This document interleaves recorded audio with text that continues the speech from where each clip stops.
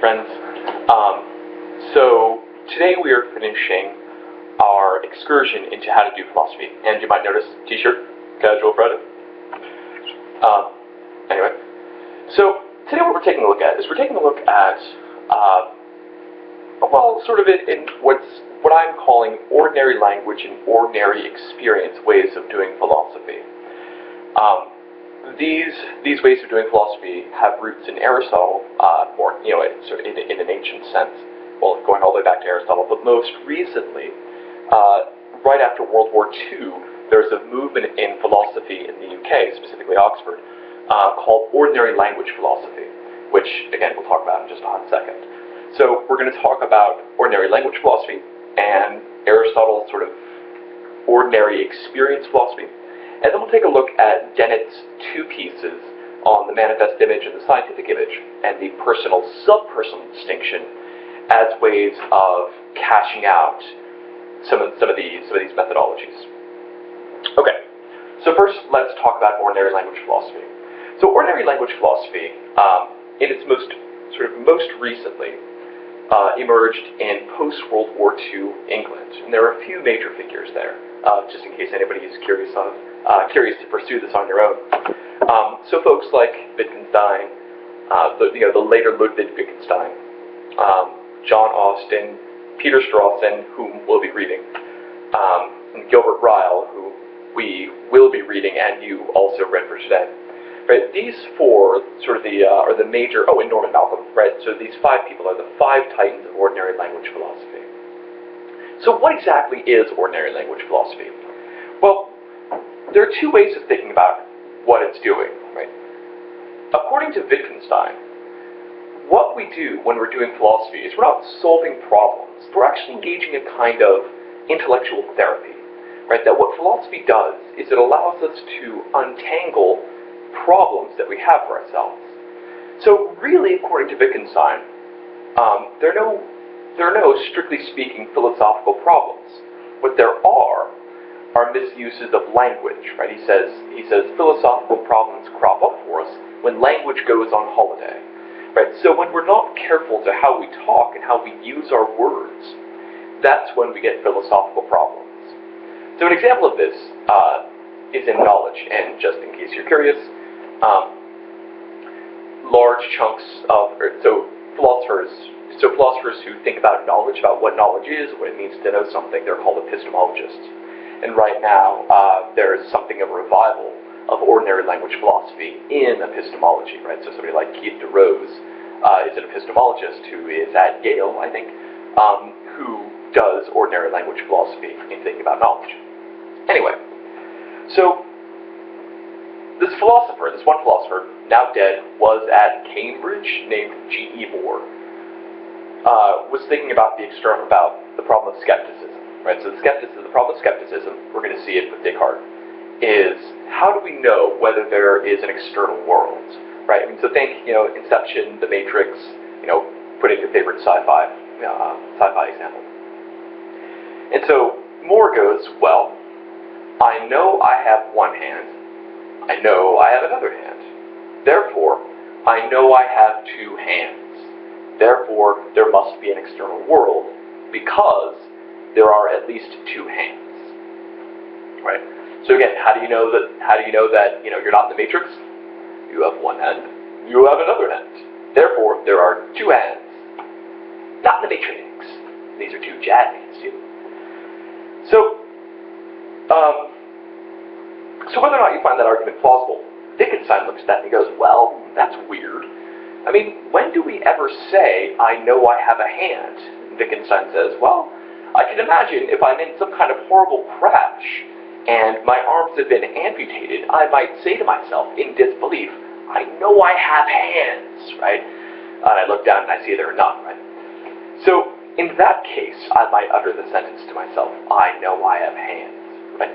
Or if students, as an April Fool's joke, put really powerful hallucinogenics in my coffee, I might be hallucinating that I'm missing hands, right? And then as I'm staring at my, handless stumps, they might appear to me, and I would say, oh, I know I have hands now. So those would be really bizarre cases in which I would say I have hands, right? But it's not like I walk around the streets going, I know I have hands, right? We just don't do that. So what Wittgenstein says is, if you want to think about what knowledge is, don't come up with weird examples like, I know I have hands. Just pay attention to the way that people actually talk about knowledge, and that'll give you an insight into what knowledge is, and that'll help you dissolve your problems about knowledge. So for example, do we know that there's an external world? Well, does anybody ever question that? Well, I mean, some people do, right? If you've taken too many philosophy classes, or if you are under the influence of really powerful hallucinogenics, or if perhaps you have a kind of mental illness like schizophrenia. But aside from those very specific cases, people just don't say things like, I wonder if there's an external world. And so in attending to how we talk about knowledge, we can not solve, but dissolve problems about knowledge. So that's one view of ordinary language philosophy, that we pay attention to how we talk about things in order to dissolve our problems. Another view of ordinary language philosophy, and this one goes to John Austin and to Peter Strawson, says that we look at ordinary uses of language as kind of like data gathering for philosophy, right? So in this case, philosophical methodology is kind of like, well, I guess is on par with like anthropology, right? Or like what a sociologist is doing. So what you do is you take a look at how ordinary folks use philosophical expressions, right? So things like, stuff that philosophers talk about. So stuff like knowledge, stuff like belief, stuff like God, being, existence, right? These big philosophical ideas. We take a look at how ordinary folks talk about these things. And that gives us information. And from this information, we infer the contents of our philosophical concepts. Right? So, sidebar, in a way you see that ordinary language philosophy is kind of like experimental philosophy insofar as we're not just speculating about our concepts, but we're actually doing a little bit of data collection. Back on track. Now, by paying attention to how we talk about the world, we can also see that some philosophical problems are really just pseudo-problems, right? And that's what Ryle gets at in his piece on systematically misleading expressions. He says that oftentimes we like hypostatize a verb, and we think about it as a thing, right? So his example is, unpunctuality is reprehensible, right? When we say that, he asks us, well, what are we really saying? We're not saying that unpunctuality should be ashamed of itself, right? What we're saying is that the person who isn't punctual deserves reproach for not being punctual. So, an important bit to consider is, so what Ryle brings to our attention is that we'll talk about things as though they're separately existing things, but they're really not, right? So here's an example that I like to play around with, right? So like, I have a song, so take this sentence. I have a song stuck in my head, right? We say this all the time, but surely we don't mean it literally, right? It's not like if you crack open your dome, you're going to find a little band playing in there, right? You're not going to find sheet music stuck in your head, right? Even if we go searching through your brain, it's not like we're going to find a song in there, right? We're not going to find notes in there. So what do we mean when we say that we have a song stuck in our heads? So we have to be attuned to non-literal uses of language. For Ryle, his big worry is that we take certain nouns and we hypostatize them, or that we reify these things, right? We turn them into abstract entities, right? So the example of unpunctuality is reprehensible. The word unpunctuality sits in the subject slot of the sentence, and so we're led to think that unpunctuality is a thing, right? That it's actually a noun. And Ryle's point is that we can't do that, right? And that's what he calls a Platonic idea, or what is it, a Platonic concept, a Platonic entity, right? I like Platonic concept, but we'll stick with Ryle, right? He says it's a Platonic entity. And so we end up thinking about concrete things as though they were these abstract entities. So what ordinary language philosophy tells us is it tells us to attend very closely to the ways in which we talk about things. And when we do that, we either get data for informing our philosophical concepts, or we see that the ways in which we talk about things wrongly hypostatizes certain kinds of entities, right? Makes them into these abstract objects that we later on have to account for. So another quick example is number, right? So we'll say, so we'll talk about numbers all the time, right? But if we pay attention to how people use number words, we see that people use number words to, count how much money they have, to count how much they owe on their mortgage, to count how many days left until summer vacation, whatever, right? But we don't ever talk about numbers the way that we talk about dogs, right? You don't have a really cute 5, right? It's not like, pi is a really, it's not like pi is going to bite you when you least expect it, right? So in talking about numbers as things, we have to be really careful, because we don't talk about numbers as things the way that we talk about animals as things or people as things. And it would be wrong of us to think of numbers as things, right? And it's wrong for us to think about numbers as things because we ordinarily don't talk about numbers as though they were things. We use numbers to do something. And so that's another sort of slogan we can think of for doing ordinary language philosophy. We do things with language, and what we do with language tells us what we're thinking about these things.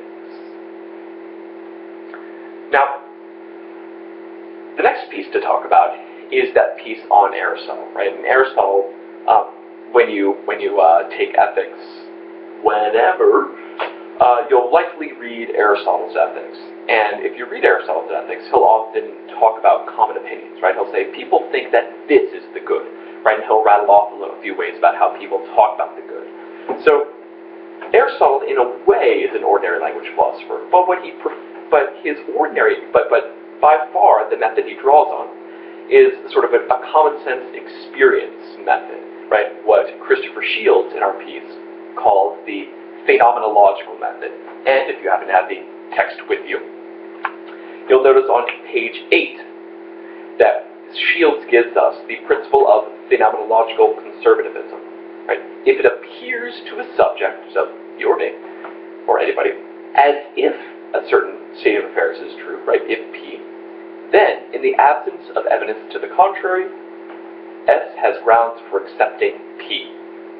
So, it appears to me as though there is coffee in this cup, right? I pick it up, I feel it, it's a little warm, I haven't had some in a while, and it feels heavier than I would expect for a paper cup, right? And then I have a sip.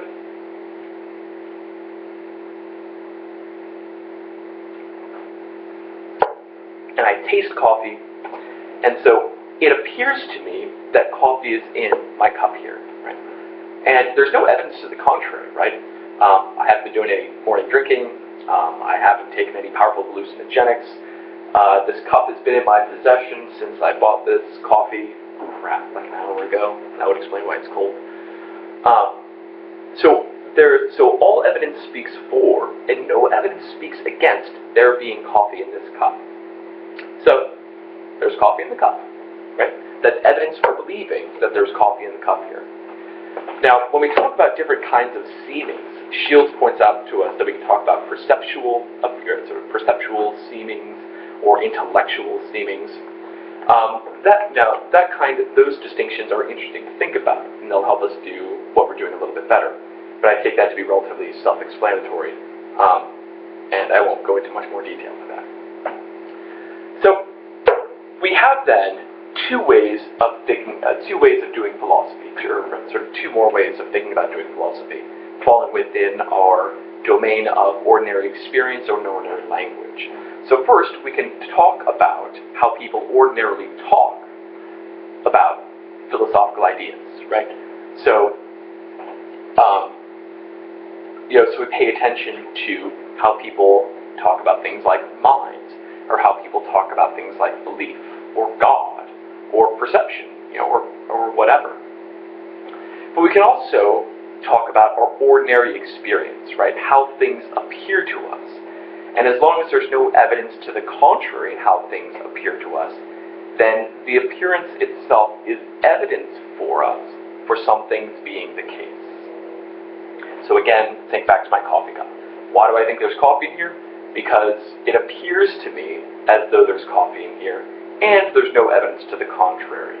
And why do I think that there are students actually listening to these things? Well, because the YouTube statistics make it appear as though people are watching this, and I have no reason to think that those statistics are wrong.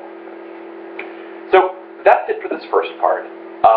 So in the next clip, we're going to talk about Dennett's two pieces on the personal-subpersonal distinction and the manifest image versus the scientific image, and relate them to what we've talked about here.